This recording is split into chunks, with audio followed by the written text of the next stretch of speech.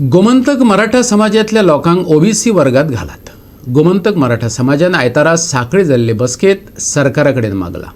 आयतारा जाल्ल्या स्नेह मेळाव्यात गोमंतक मराठा समाजाच्या लोकांनी सरकाराच्या विरोधात आवाज काढलो।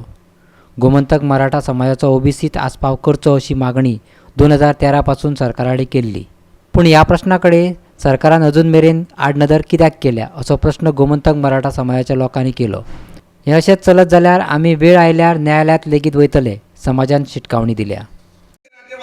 लोक म्हणतात की आमचेर इतलो अन्याय जालो, आमकां अशें सोशीकताय जाली आमची। पूण एक हांव तुमकां विचारूंक शकता, ज्या गोमंतक मराठा समाजाचेर पिढ्यान पिढ्यान जितलो अन्याय जालो तितलो कोणाचेर जाल्लो आसा?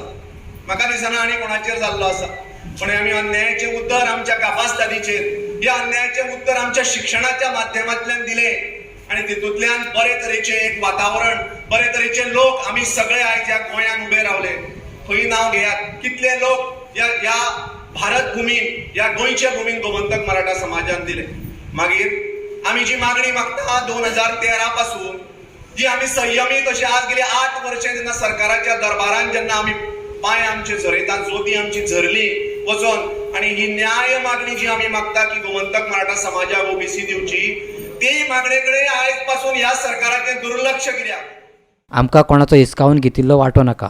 ओबीसीक जे 27% राखीव जागे आसात तातूंतले 1.3% आमकां दिवचे अशें गोमंतक मराठा समाजान लोकांच्या वतीन सरकारा कडेन मागला। पळयात।